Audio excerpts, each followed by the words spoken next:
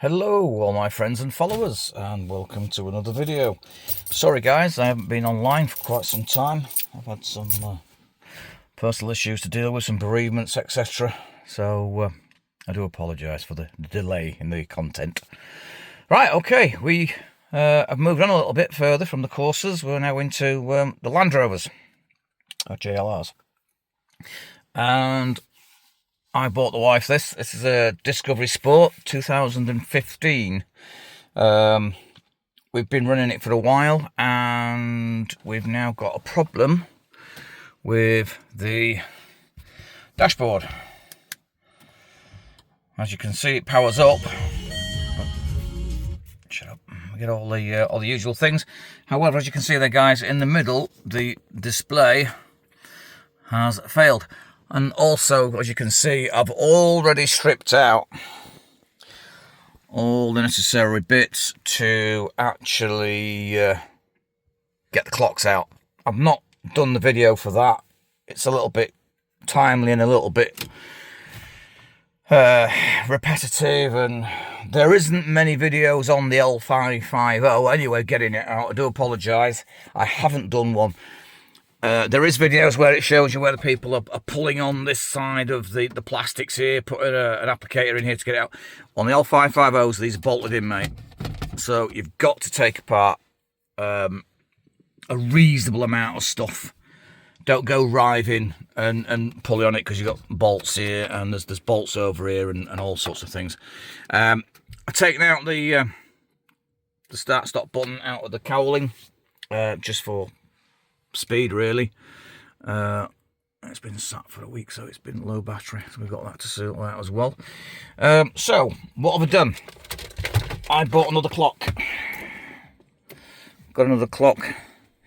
I haven't seen any videos on here regarding people reprogramming clocks. I don't know if it's a CCF file editing scenario that we have to do or not. I genuinely don't know. I'm running in this blind, but we'll find out. We'll find out together. Just say battery's a little bit low, so let's. Oh, car does still start. That's the engine running. Car does still start. That error on there is because the handbrake cable is disconnected, so obviously that's not going to be happy. So let's just give that a few minutes just to help with the battery. So as you can see, engine's running, got revs, but got nothing in the central display there. We've got, as I say, we've got this one. So what I'm going to do, because I've been playing around with the X tool a little bit, admittedly also wants updating, which I need to pay the subscription for. I believe I can't do this on all the phone. I believe it should be able to read the data from the cluster, but I'm really not sure whether the 2015 model is actually capable of doing that. I can't remember where the hell is the ODB gone. Just bear with me a second, guys, while I just get this sorted. And we're back. Right, so we've got the D8 plugged in, and the engine is running. Like I said, just try and get a little bit of battery life in. Right, special functions. Let's see. Special functions. I'll tell you what. Let's do an auto scan. Let's check see if everything's all right. Let's say it might pull up the fault with the handbrake because that's disconnected. So this will be interesting. Let's see. See what she does.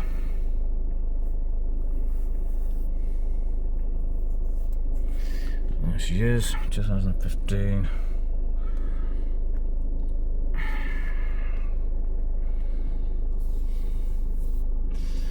Automatic scan.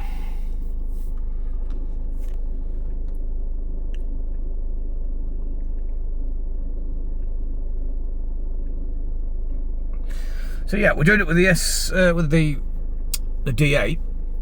I have got SDD, So we have got, you know, options to plug in the manufacturer's software, if you will, the diagnostic software, and we can see how far we get with that if this doesn't work. The reason why I'm trying to do it this way is obviously it's probably the easier. I don't want to get brutal with it, as in to the point where I'm desoldering microchips off the back of the new cluster and the old cluster and swapping it over, because what I do know unfortunately about these vehicles, all the key information, VIN number, etc. is stored in the clocks. So if I was to just change this unit over, which I will do, it won't start the car.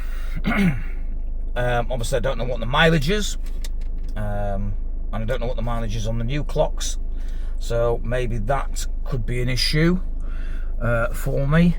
Programming of the keys could be an issue for me. I don't know. Like I said, we're winging this from the beginning because there's not a right lot of information out there. So let's just have a quick look at the DTC report. High-speed CAN communications. This is possibly because the battery's low. Start button circuit. Yeah, that's because I disconnected it. Obviously to take it out of the housing. Permanent. We've got permanence. Switch gear ABS. Yeah, that'll probably be the electronic park brake, I guess. All right. Okay. So we can clear some of these out. Clear all the DTCs. See what comes back. Right, okay, so we've got body control module and ABS. So yeah, so that's probably the park brake. Yep. Yeah, and restraint control module, intermittent. That's probably because I've still got stuff unplugged, which he's not happy about. Which, yeah, I get that. Okay, so confirm out there. Yeah, I was going to save all of that. Right then, so special functions, and then we go into instrument cluster. Agreed, instrument cluster.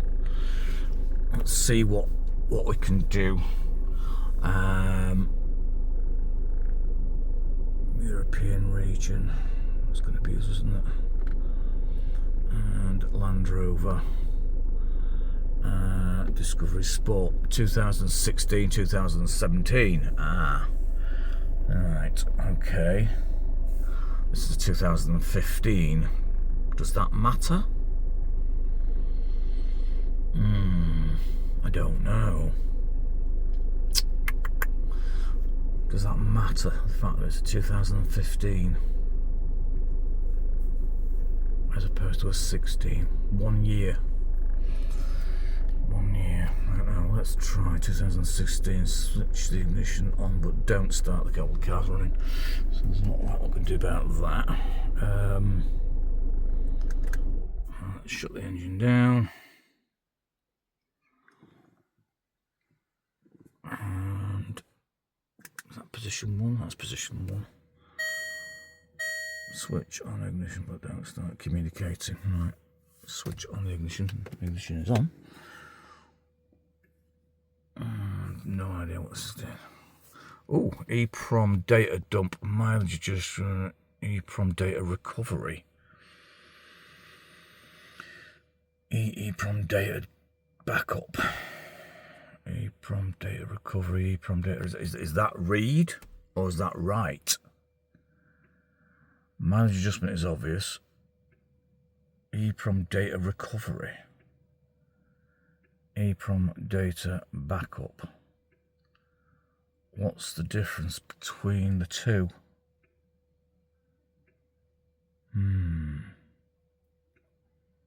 Don't know. Right, I'll tell you what we're going to do. The reason why we're stopping now is because at this point in time, the car runs, the car starts and can be driven. I'm going to change the clocks to the new one over here, and then we're going to try which ones of these are, because at the end of the day, the only thing that is wrong with my clocks is, as I said, the control display, the instrument display in the middle. Because if this goes wrong, it could trash any information in the clocks, and then all of a sudden the car will be grounded, or stranded, should I say. I think that's probably the best option for us right now, because if we get this wrong, it's going to go catastrophically wrong. Right, I'm going to pause it here, and I'm going to swap the clocks over, and then let's see what happens from there. Just bear with me a minute, guys. Okay, and welcome back. I am confused. Look. Right, this is the new display. Look what's happened. That is the genuine mileage. I haven't programmed anything. Right, let's turn on the ignition. I have absolutely no idea. Right. Okay, so the car won't start, look.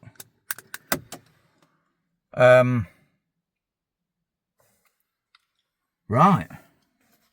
So that's what we was missing, and that's what we've got. That's the genuine mileage, and I think that's today's date. Right, come on. Yeah, I think that's today's date. So, now what? Obviously the car ignition will not come on because the keys are not coded to that. Right. I really don't know now. Right, okay, let me have a think about this, guys, before we move on any further. Okay, guys, and welcome back. This is a little bit time after I started the video, and I've gone through the X tool, as you saw, and we ended up with nothing really, to be fair. So we have resorted to SDD. So we've got the new cluster in, and we're using SDD. So again, this is something that we're going to have to work our way through. The X tool did say we got some DCTs, obviously, because we've been unplugging things, etc., etc. Cleared all those. And the last one that was left was an authorization fault, which obviously it will be because it's obviously on the new cluster. Right, that's possibly going to give us some grief. So let's see, where do we go from here? Campaigns, I would have thought. We're going to have to go into CFF, editing the file, I suppose. Right. This is going to take a while. Well, get back to you in a minute, guys.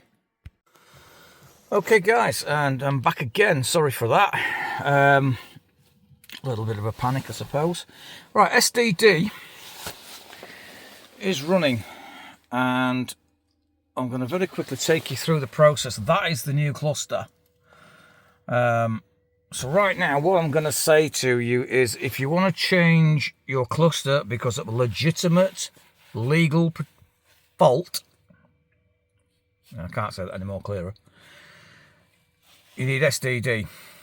So these are some clocks, obviously, I got off eBay.